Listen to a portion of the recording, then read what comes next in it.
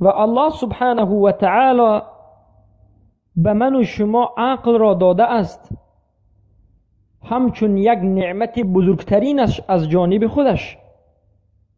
و فرق ما انسان ها و فرق حیوان ها را در عقل گذاشته است.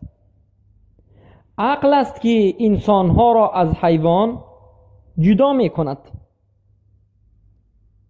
برای همین است که الله سبحانه و تعالی استفاده بردن عقل را در قرآن عظیم و شأن به من شما امر کرده است. امر می کند که ای مردم عقلهای خود را استفاده ببرید.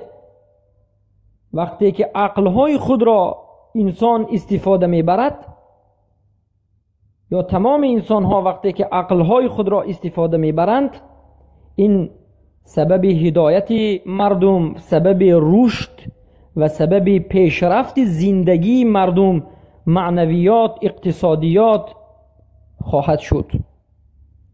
بارک الله فیکم. اما شریعت اسلام با وجود این که عقل را بهترین نعمت می داند، عقل را بزرگترین چیز می حسابد، یک حد، یک دایره برای استفاده بردن عقل گذاشته است. عقل را ما باید تا آن جای استفاده ببریم که شریعت اجازه داده است، در دایره شرعی باشد، تا آن جایی که الله و رسولش اجازه داده باشد. اما از اون دایره که الله کشیده است بیرون شدن، عقل را به نهایت غلو کردن و استفاده که الله و رسولش راضی نیست استفاده بردن جایز نیست. و همین مسئله هست که مسئله استفاده بردن عقل در درون دایره شریعت خیلی که الله میخواهد و رسولش میخواهد، همین استفاده بردن عقل ما را از اهل بدعت و از اهل فلسفه و از اهل منطق و از اهل کلام جدا میکند. اهل بدعت و اهل فلسفه و منطق و کلام سبب گمراهیشان و سبب زلالتشان و سبب از راه مستقیم به راه اعوجاج و کج رفتنشان همین در مسئله عقل است. اهل بدعت عقل خود را به نهایت استفاده سخت بردند، حتی از اون حدی که الله گفته بود که از این حد عقل خود را نگذرانید اونها گذراندند. غلو در استفاده کردن عقل کردند. غلو یعنی تجاوز الحد، تجاوز حد الله را کردند. پس برادران و خواهران عزیزم، باید شما دانید که عقل در نسبت عقل در نزد شریعت به مانند یک چشم است که به نور دیده نمیتواند.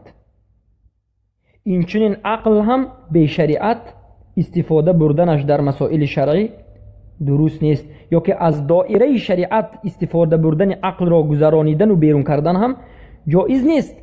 و سبب بسیاری گمراهی که امروز در بین برادران و خواهران دیده می شود انمین مسئله عقل است، یعنی نادرست استفاده بردن عقل.